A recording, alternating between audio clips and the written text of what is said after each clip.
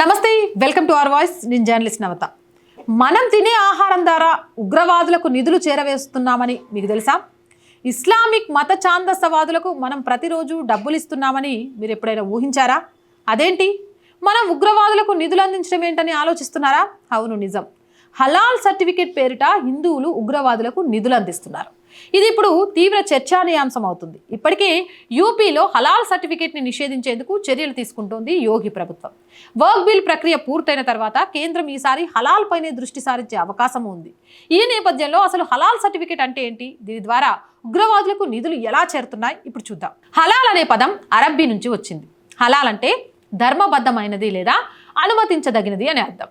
ప్రపంచంలోని దాదాపు ముస్లింలంతా ఈ సాంప్రదాయాన్ని అనుసరిస్తారు. ఈ హలాల్ ఆహార పదార్థాల వాణిజ్య మార్కెట్లు ప్రపంచవ్యాప్తంగా 580 బిలియన్ అమెరికన్ డాలర్లు ఉందని అంచనా. హలాల్కి వ్యతిరేక పదం హరాం. దీనికి నిషేధించింది, అధర్మమైనది, అనైతికమైనది అని అర్థం. ఆహార పదార్థాలకు హలాల్ సర్టిఫికేట్ ఇచ్చే సాంప్రదాయం ముస్లింలలో ఉంది.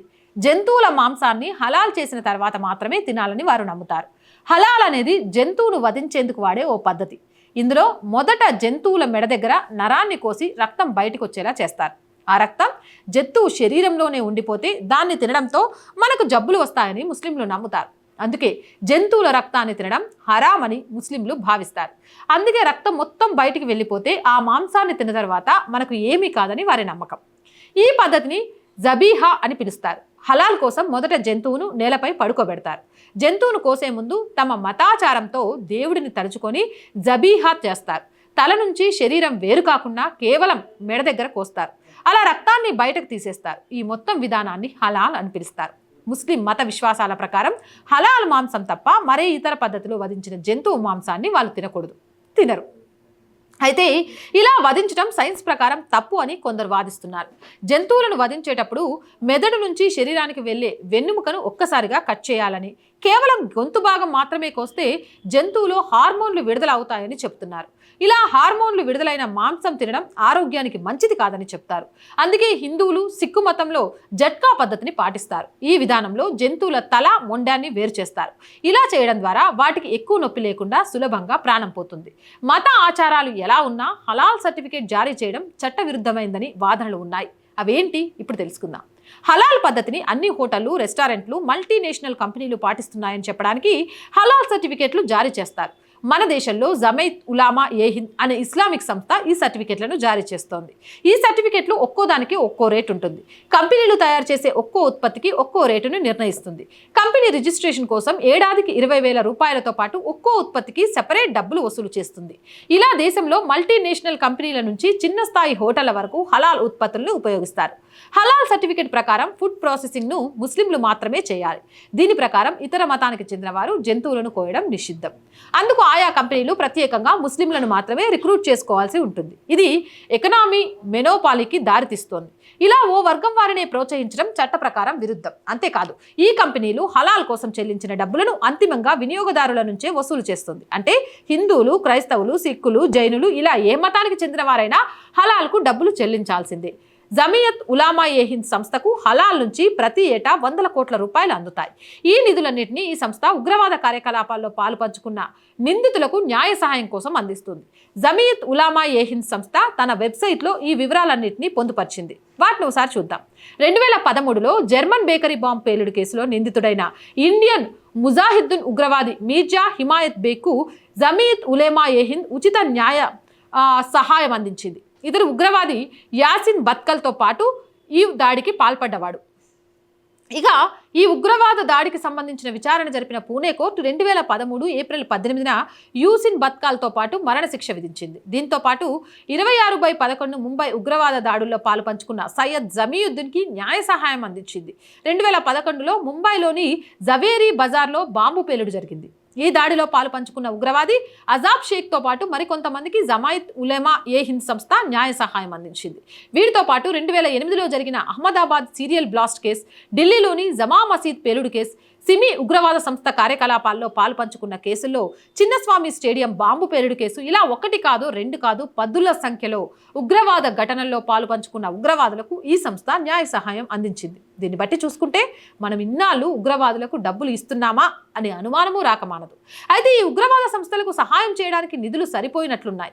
అందుకే కేవలం మాంస ఉత్పత్తులకు మాత్రమే జారీ చేయాల్సిన హలాల్ సర్టిఫికెట్లు కారం, బియ్యం, శనగపిండి, సిమెంట్ బస్తాలు, కాస్మెటిక్స్, రియల్ ఎస్టేట్ ఇలా అన్ని రంగాల్లో విస్తరించింది. దీనిపై గతంలో యోగి సర్కార్ సీరియస్ అయింది. 2023లో తొలిసారి యోగి ప్రభుత్వం హలాల్ లేబుల్తో తయారు చేసిన ఔషధాలు, సౌందర్య ఉత్పత్తుల తయారీ, నిల్వ, అమ్మకంపై నిషేధాన్ని అమలు చేసేందుకు నడుం బిగించింది. ఉత్తరప్రదేశ్లో హలాల్ సర్టిఫైడ్ ఉత్పత్తులన్నింటినీ నిషేధించాలని యూపీ అదనపు ప్రధాన కార్యదర్శి అనితా సింగ్ 2023 నవంబర్ 18న ఆదేశాలు జారీ చేశారు.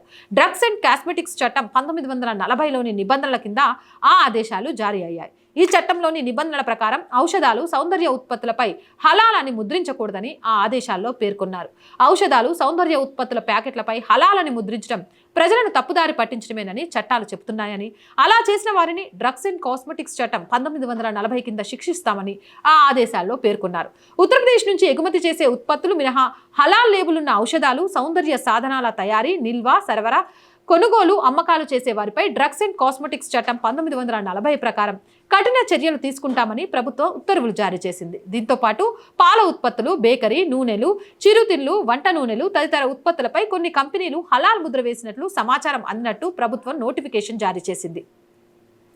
మన దేశ చట్టాల ప్రకారం ఆహార ఉత్పత్తులకు గుర్తింపు సర్టిఫికెట్లు జారీ చేయడానికి కేంద్ర ప్రభుత్వానికి మాత్రమే అధికారం ఉంది.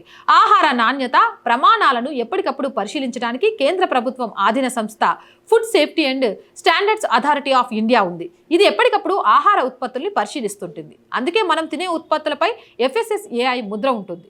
మన చట్టాల ప్రకారం ఈ సంస్థకు తప్ప మరే సంస్థకు కూడా ఆహార ఉత్పత్తులకు సంబంధించి సర్టిఫికెట్లు జారీ చేసే అధికారం లేదు. దీన్ని యోగి ప్రభుత్వం సుప్రీంకోర్టులో సవాల్ చేసింది.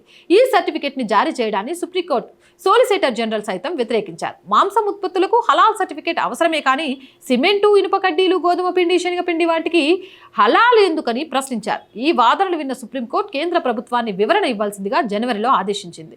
దీనిపై కేంద్రం ఎటువంటి అఫిడవిట్ దాఖలు చేస్తుందనేది చూడాలి. ఈ అఫిడవిట్ ప్రకారం కేంద్రం వాదన తెలుస్తుంది. ఇప్పటికే ఈ సర్టిఫికెట్ పై చర్యలు తీసుకోవడానికి కేంద్రం సిద్ధంగా ఉంది. ప్రస్తుతం వర్క్ బిల్ పార్లమెంట్ పరిధిలో ఉంది. ఇది గనక పూర్తయితే తర్వాత హలాల్ అంశాన్ని తీసుకునే అవకాశం ఉంటుంది. భవిష్యత్తులో కేంద్రం దీనిపై ఎటువంటి నిర్ణయం తీసుకుంటుందో తెలియాలంటే వేచి చూడాల్సిందే. వర్క్ బోర్డు నిర్ణయం తర్వాత కేంద్రం మోపబోయే మరో ఉక్కుపాదం హలాల్ సర్టిఫికెట్ల మీదే అంటూ సోషల్ మీడియాలో అయితే హల్చల్ చేస్తుంది. మరి హలాల్ సర్టిఫికెట్ కూడా చెక్ పెట్టాల్సిన అవసరం ఉందా లేదా కామెంట్ సెక్షన్లో పెట్టేయండి. మోర్ వీడియోస్ కోసం ఛానల్ వెంటనే సబ్స్క్రైబ్ చేయండి. కంటెంట్ 10 మందికి తెలియాల్సిన అవసరం ఉంది అనుకుంటే షేర్లు చేయండి. ఆర్థికంగా ఆర్ వాయిస్కి చేయుతగా నిలవండి. మీరు చేసే ప్రతి చిన్న సహాయం కూడా ఈ ఛానల్ని నిలబెట్టుకోవాలి అనే ఒక మధ్యతరగతి అమ్మాయి కలకు సహకారానికి ఉపయోగపడుతుంది. చాలా కష్టపడుతున్నామండి బ్రేక్ ఈవెన్కి చేరుకోవడానికి. త్వరలోనే చేరుకుంటాం. అప్పటిదాకా మాత్రం మీ అందరి ఆర్థిక సహాయం చాలా చాలా అవసరం. ఆర్థికంగా సపోర్ట్ చేయాలి అనుకునేవారు సబ్స్క్రిప్షన్ పక్కనే జాయిన్ అనే బటన్ ఉంటుంది. 1 to 5 లెవెల్స్ ఉంటాయి. ఏదో ఒక లెవెల్లో సపోర్ట్ చేయండి. లేదా స్క్రీన్ మీద గూగుల్ పే, ఫోన్పేతో పాటు అకౌంట్ డీటెయిల్స్ కూడా ఉన్నాయి. మీకు తోచిన సహాయం చేయడం ద్వారా మా ఛానల్కి చేయుతగా నిలవండి. వ్యాపార ప్రకటనల కోసం ఎంతోమందికి వ్యాపారాలు ఉంటాయండి. మీరు ఇచ్చే చిన్న యాడ్ ఖచ్చితంగా మా ఛానల్లో వ్యూవర్షిప్ బాగుంటుంది కాబట్టి మీ మార్కెట్ కూడా వృద్ధి చెందుతుంది. ఆర్థికంగా మా ఛానల్కి కూడా సపోర్ట్ అవుతుంది. కాబట్టి ఆర్థికంగా సపోర్ట్ చేయాలి అనే వ్యాపారస్తులు యాడ్స్ రూపంలో ఛానల్ని సంప్రదించండి. 8328500576 నెంబర్కి కాల్ చేస్తూ ప్రజా సమస్యలు ఏదైనా మీ గొంతుకను మా గొంతుకగా వినిపిస్తాం. 8328500576 నెంబర్కి వాట్సాప్ ద్వారా తెలియజేయండి. జై హింద్, జై భారత్.